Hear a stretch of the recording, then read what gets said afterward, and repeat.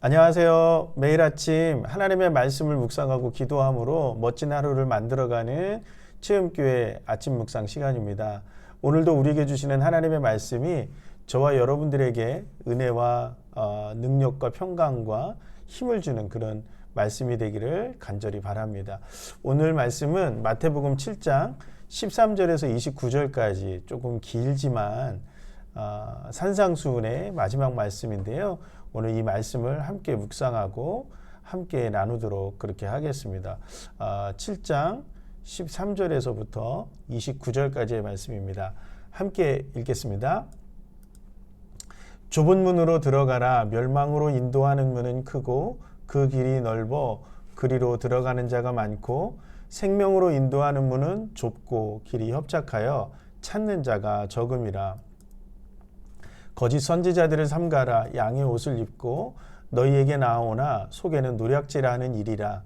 그들의 열매로 그들을 알지니 가시나무에서 포도를 또는 엉겅퀴에서 무화과를 따겠느냐.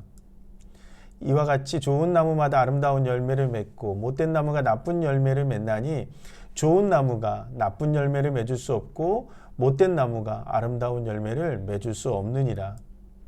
아름다운 열매를 맺지 아니하는 나무마다 찍혀 불에 던져지느니라. 이러므로 그들의 열매로 그들을 알리라. 나더러 주여 주여 하는 자마다 다 천국에 들어갈 것이 아니요 다만 하늘에 계신 내 아버지의 뜻대로 행하는 자라야 들어가리라. 그날에 많은 사람이 나더러 이르되 주여 주여 우리가 주의 이름으로 선지자 노릇하며 주의 이름으로 귀신을 쫓아내며 주의 이름으로 많은 권능을 행하지 아니하였나이까 하리니 그때 내가 그들에게 밝히 말하되 내가 너희를 도무지 알지 못하니 불법을 행하는 자들아 내게서 떠나가라 하리라. 그러므로 누구든지 나의 이 말을 듣고 행하는 자는 그 집을 반석 위에 지은 지혜로운 사람 같으니 비가 내리고 창수가 나고 바람이 불어 그 집에 부딪히되 무너지지 아니하나니 이는 주추를 반석 위에 놓은 까닭이요 나의 이 말을 듣고 행하지 아니하는 자는 그 집을 모래 위에 지은 어리석은 사람 같으리니 비가 내리고 창수가 나고 바람이 불어 그 집에 부딪힘에 무너져 그 무너짐이 심하니라. 예수께서 이 말씀을 마치심에 무리들이 그의 가르치심에 놀라니 이는 그 가르치는 것이 권위 있는 자와 같고 그들의 서기관들과 같지 아니함일러라. 아멘. 제가 신앙을 갖게 되고 그리고 20대를 겪고 30대를 겪으면서 제가 했던 고민 중에 하나는 어떤 거였냐면 그리스도인은 잘 되어야 한다라고 하는 그 말이었습니다.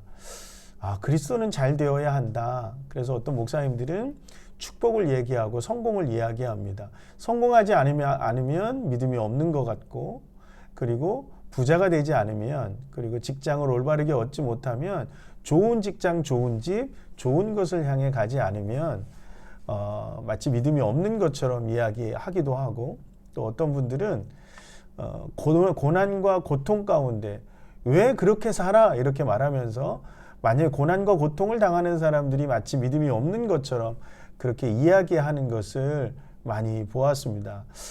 저도 그러한 것들을 고민할 때가 많이 있었는데요.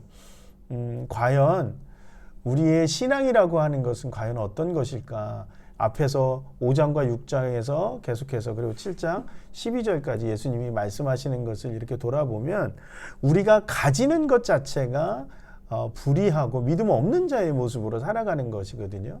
그러니까 믿음이 있는 자의 모습으로 살아간다라고 하는 것은 세상 속으로 들어갈 때, 세상 속에서 살아갈 때 사실 아무것도 가진 것이 없어야 된다라고 하는 결론이 내려지게 되어 있습니다. 그리고 오히려 생각해 보세요. 원수를 사랑하고 나를 핍박하는 자를 축복한다라고 하는 것. 너무너무 억울한데 비판하지 않고 그들을 오히려 용서하고 관용해야 된다라는 것. 이것은 우리가 생각할 때 기본적으로 이 길이 가는 것이 과연 맞는가? 세상 사람들은 나를 인정할까? 라고 하는 의문을 가질 수가 있는 거거든요. 그런데 오늘 예수님은 오늘 13절에서 29절 전체의 말씀을 통해서 제가 좀 요약해보면 이 말씀에 들어있는 것 같아요. 좁은 문으로 들어가나 멸망으로 인도하는 문은 크고 길이 넓어 그리로 들어가는 자가 많고 생명으로 인도하는 문은 좁고 길이 협착하여 찾는 자가 적음이라 이렇게 말씀하고 있거든요. 그러니까 가만히 생각해 보면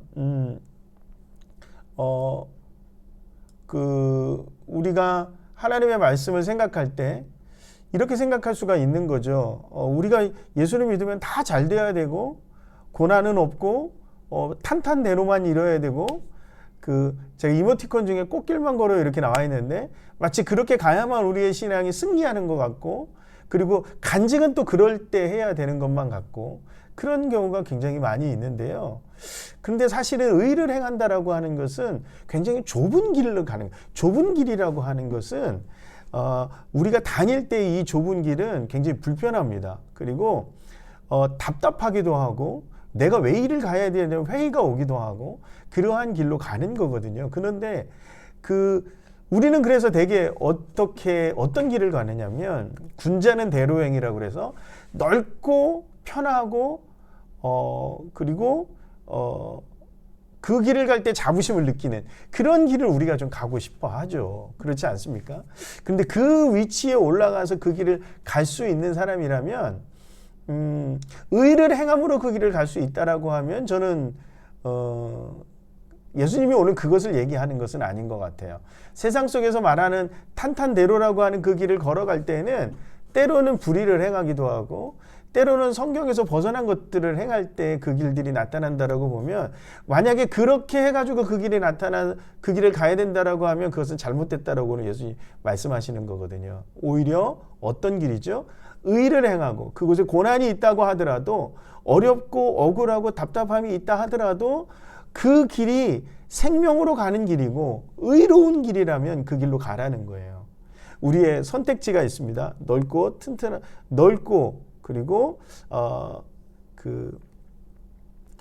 길이 넓고 편안한 그 길이 있고 좁고 고난과 어려움이 있는 그 길이 있어요. 근데 이 좁은 길로 가야만 우리가 의로운 길을 가야 된다라고 하면 여러분 이 두 길 가운데 어떤 걸 선택하느냐의 문제인데 여러분 어떤 길을 선택하시겠습니까? 거의 대부분은 넓고 편안한 길을 갈 수밖에 없는 거죠. 근데 오늘 예수님은 어떤 길이라고 얘기하는 거예요?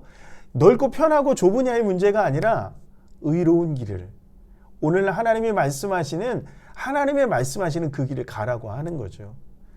사도 바울이 왜 그 고난의 길을 걸어갔을까? 그것이 좁은 길이고 어렵고 힘든 길이지만 이방인에게 복음 전한다라는 것은 그 자체로 어려운 고난의 길이거든요. 근데 그 길을 왜 갔을까? 하나님이 말씀하시기 때문에. 하나님이 말씀하시는 길을 가는 것이 의로움이고 하나님을 믿고 가는 것이 의로움이라고 한다면 그 길을 가야 된다라고 하는 거죠. 여러분 우리가 예수 믿고요. 그리고 어떤 주님의 일을 감당하며 나갈 때 우리는 때때로 어려움을 만날 수 있고 고난을 만날 수 있습니다. 때로는 우리가 극복하기 어려운 정말 그러한 것에 처해질 수도 있고 이 좁은 문 안에서 우리가 답답해가지고 막 견딜 수 없는 그런 아픔을 겪을 수도 있습니다. 그렇다면 우리는 정상적으로 가고 있는 거죠. 의로운 길을 가고 있는 거예요. 그래서 생명으로 인도하는 문은 어떻다고요? 좁고 길이 협착해서 찾는 자가 적대요. 그 길을 선택하는 사람이 적다라는 거죠. 그럼에도 그 길을 선택할 수 있는 것은 그것이 의롭기 때문이고 생명으로 인도하는 그 길 속에서 하나님의 역사가 나타난다라고 하는 겁니다. 여러분 의로운 길을 선택하셨는데 고난이 왔다고요? 의로운 길을 선택했는데 어려움이 왔다고요? 억울함을 당했다고요? 그렇다면 감사하시기 바랍니다. 내가 지금 생명의 길로 가고 있는 거고 뒤에 말씀에서 나오는 어떤 것들 열매를 맺는 삶, 그렇죠? 그리고 반석 위에 있는 그러한 삶을 살아가고 지금 있다라고 말하는 거죠. 여러분 모래 위에 지은 집이 아니라 반석 위에 지은 집을 짓는다라는 것은 어떤 거죠? 어떤 상황 속에서도 옳은 길을 선택하고 의의 길로 갈 때에 그것이 바로 믿음 있는 자의 모습이고 그게 바로 그 생명의 길로 가는 자의 모습이라고 하는 거예요. 좋은 열매는 어디에서 난다고요? 좋은 나무에서 나는 거고요. 나쁜 열매는 나쁜 나무에서 나오는 거예요. 우리가 좋은 나무가 된다라고 하는 것은 어떤 고난 가운데서도 좁은 길을 선택할 수 있는 그 믿음이 있어야 된다라고 하는 거예요. 이것은 어떤 사람이 선택할 수 있어요? 하나님에 대한 절대적인 믿음이 있는 사람만이 그 길을 선택할 수가 있습니다. 여러분 내가 오늘 말씀대로 살아가는데 어려움이 있다고 하더라도 그것이 하나님이 원하고 기뻐하는 일이라면 그 길을 선택하시기 바랍니다. 그것이 오늘 우리가 열매를 맺는 방법이고 우리가 어떤 어려움에도 흔들리지 않는 반석 위에 지은 집처럼